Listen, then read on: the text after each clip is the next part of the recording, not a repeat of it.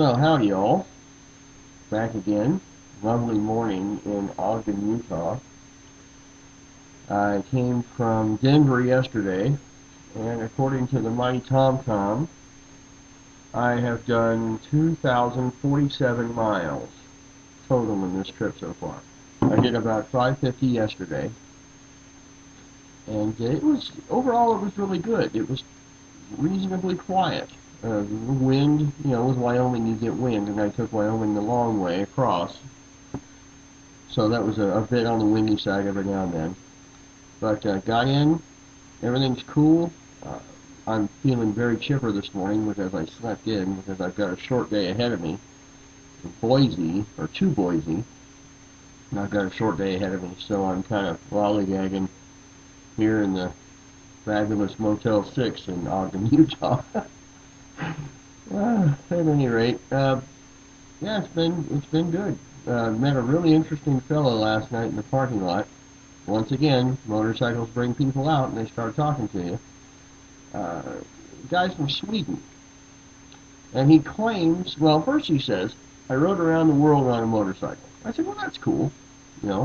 Europeans they do that. And I said, so what were you riding? And he says, well, have you ever seen Easy Rider? And I said, yeah. He said, okay, you know the Captain America hardtail chopper? I said, yeah. He said, one of those. Wow. Dude's out of his mind. Really. I mean, I can't imagine doing something like that. I mean, my thing looks like a gypsy wagon, for crying out loud.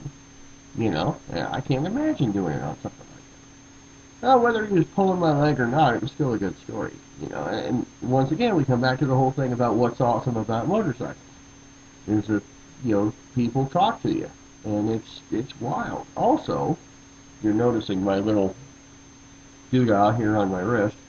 A little piece of advice for people who are planning on riding motorcycles long distances through the West in the summertime.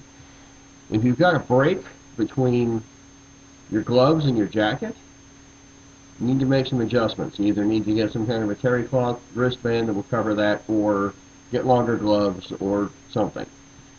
Because that looks pretty gnarly. It looks like I burned my wrist on an oven. I was really surprised. So anyway, I need to make some adjustments on that. So this whole thing's been kind of a fact-finding mission. So presumably the last video of this trip will be some sort of a after-action report, as they say in the Army, about what went right and what went wrong and what needs to be improved on, if I'm going to do this again, which I would really like to do because it was a lot of fun. And if you're, in a position where you have some time, I think it would be great. If you think you've got a motorcycle that can get where you need to go to and get back again, then, I think you should do it.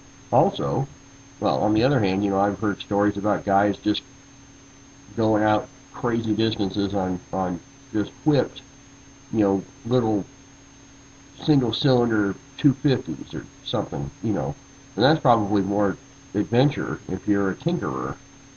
That's probably more your bag. But not mine, because I don't tinker at all. At least I know where the gas goes. That's, I guess, the primary thing. Well, I guess I will check back in. Oh, also, before I go, thanks again for all the very surprising comments I've been getting on these things. I just was doing this for the hell of it. And there have been a couple of people that seem to really enjoy them, which is pretty awesome. I'm surprised and pleased, and I'm glad. And we'll check in again. Thanks.